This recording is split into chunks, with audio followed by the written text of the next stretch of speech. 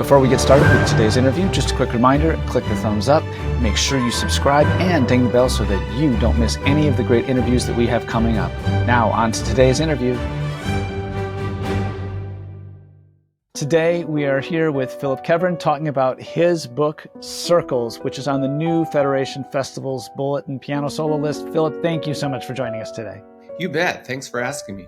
All right, so first, I'd like to talk about the Etude in B minor, which is Sunset Sail. It opens with these beautiful arpeggios. It has this great B minor sound to it. Talk to us about how we can shape these lines and what students should be thinking about as they're playing this work. Well, there are two things that are giving us a clue here as to how it is phrased. One is the literal phrase mark, and then also the pedal markings, which are giving us very clear that this is one thought. This is another.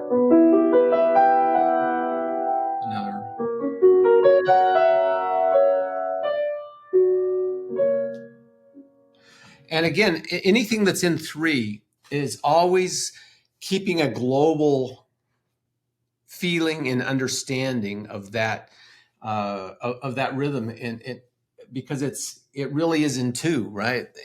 As opposed to six, and this has to be one of the most difficult things to translate for a young student. Why do we call it 6/8 when it's really a feeling of two? And in a lot of ways, it's even two in this way. 1, 2, 1. So there are different layers of rhythmic ideas going on here. But since this piece is real, all of these etudes were designed to get somebody comfortable. Okay, I'm going to play in this key center.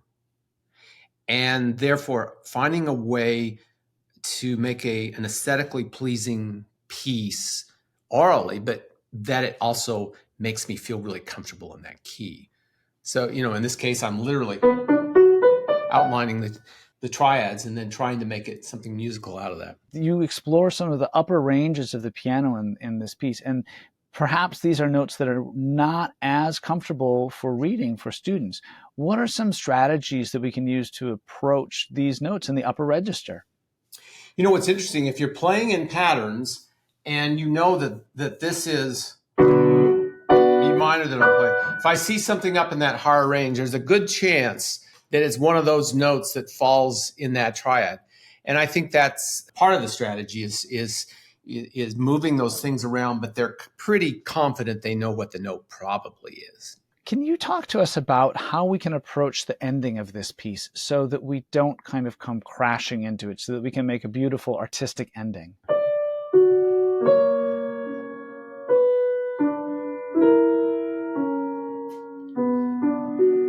To me, that is a harp idea. And if I think of that I'm playing the harp and how gentle and distant that sound is in an orchestral palette, that's how I would think of it. I love how you're drawing in the sound of orchestra and conjuring that with this piano work. I think that that's just a really cool thing, and reminds us how important it is that we expose our students to orchestral literature and repertoire so that they have those sounds in their head and they can draw from those as they're playing their piano works. That's really cool.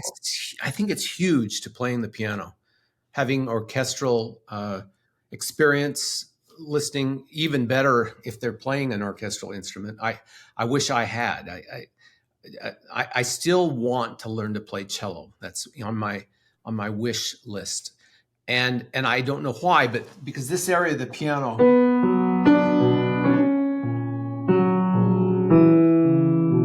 has always been my favorite range of the piano too.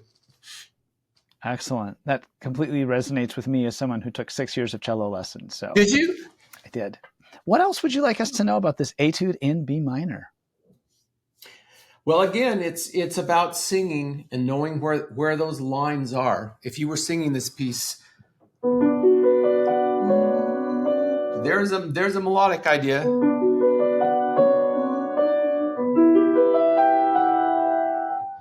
Always looking for where the melody is hidden within the arpeggiations.